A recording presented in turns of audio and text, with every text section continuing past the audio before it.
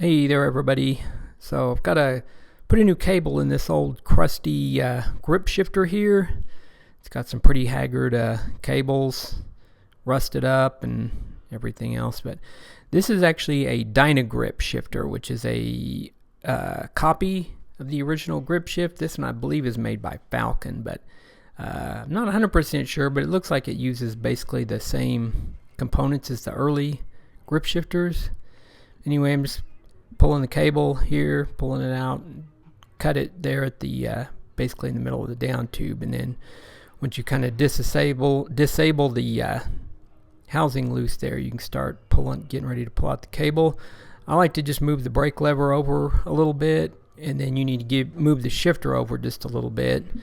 And in the case of this one, it kind of helps to position it maybe slightly different. You're easier to work on it there, but you want to leave a little gap there between the brake lever and the shifter itself.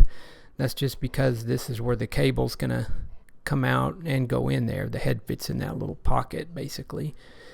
So anyway, this particular shifter, there's a little set screw here that it's basically just a little guide screw that goes into a track that keeps the actual grip part from the shifter twist mechanism from coming out, and that's kind of what holds it into place. So once you take that out, this will just slide out. If you put it into with all the slack out, which in this case the rear shifter will be in the highest number setting, it'll just pull out, and as you saw there, the little spring popped out. So you should be able to do it all on the handlebars, but I went ahead and just pulled this one completely off just so we can get a good look at everything a little better. But you can see the head of the cable there sticking in that little pocket. Looks like it's been in there for more than a couple decades, so more on that in a bit. But anyway, if you can just follow the cable where it goes in on the inside, and basically it spirals outwards there, and then it's going to come out there and straight out through the bottom there. So yeah, if we go ahead and just pull this out, you can see there's a little channel that cable runs through, where it starts and then wraps over and around and then out through the end there. So you can see the little spring there. I put it back in, but that's the part that popped out. Some of those are plastic, some look like a flattened metal G or something, but kind of a G shape, kind of a C G shaped, I don't know. But sometimes those will fall out. You just want to put them back in, whatever.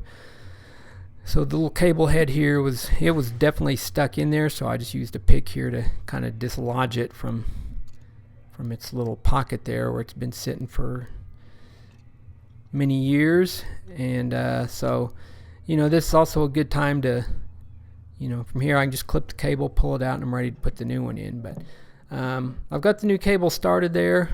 As you can see, I've kind of lubed up all the components. Normally SRAM will use in their grip shifters, they will use a PTFE based lubricant. I just use some Slick Honey here in a pinch. So see, I got everything greased up there, and you can kind of just do it a couple ways. You may want to pull some of the slack out of the cable there, kind of you tighten up that little circle, but again, it starts in as it goes outwards, it gets into a bigger circle. So you can kind of hook it up on that inner channel there, and then from here you pull the wire, the inner wire, outwards from where it's coming out of the lever or the shifter there.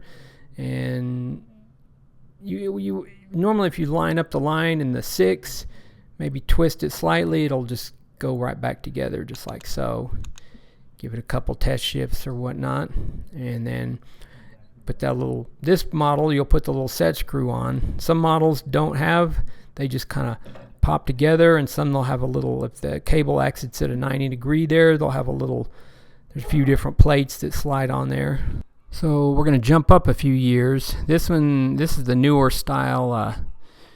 It's the MRX shifter, but they had the comp style, or the 3.0, or the decimal point ones are generally work with the SRAM ratios, and the MRX works with the Shimano ratios. But in this one, the cable actually mounts into the actual grip shifter part, not the back side of the shifter holder, I guess you could say. So that one, if you just pull that flap back, and then you can just thread your new cable right in. Sometimes it's a little difficult once you get it to go through and then to take that last 90 degrees, so you can remove these little pieces here and kind of guide that through the rest of the way. But these are a lot simpler because you don't have to move anything out of the way. This is the latest generation here, and if you look, there's a little basically a little hole there in the grip portion itself, and basically if you put it in, again, the highest gear there, which is be the number 7, you can just push that inner wire up through. You just give it a little pressure. Sometimes it can be stuck, which there's another method if you have to disassemble it, but basically if you just push on that, it's just going to push it right through the actual shifter there. So pretty simple. And then basically to put a new cable in it, you may want to put a little grease or something to kind of help it ease through there. But yeah, just poke it in there, and sometimes you'll hit some little, you'll feel it stop, but just back it, maybe twist it a little bit and work it through. And sometimes if you put a slight bend on the end of that cable, that can help too. But basically just work it straight through, and it'll push right on through there. Sometimes if you kind of twist the cable while you're pushing it through, it helps. So yeah, that's basically the pull it all the way in and let it go through the rubber and engage into its little pocket there. If you do have to undo this, as I undo it there, you can see the head of the cable. You could pull it out if it's for whatever reason stuck in there or something like that. It looks like the spring on these newer ones is set in place a little better as well. But that's the basic process for the new one. There's quite a few that are popular from the 90s, but they're essentially the same method as that very first one we did there. So one thing with putting the inner wire, you want to do new housings as well. So if you have the old ones, you can usually cut them the same length if they looked like they were an appropriate length. Otherwise, just mock it up to your housing up to the frame and cut it. So poking little holes in the little Teflon tube through there.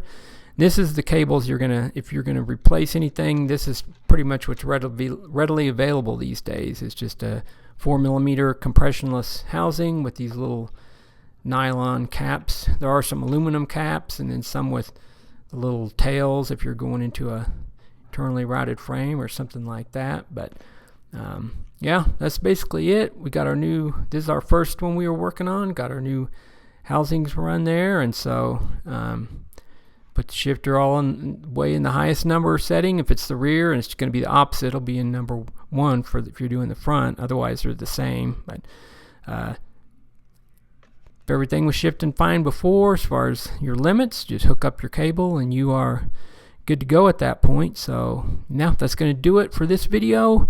Hopefully you enjoyed it, and thanks for watching. Please consider subscribing as well. We'll see you next time.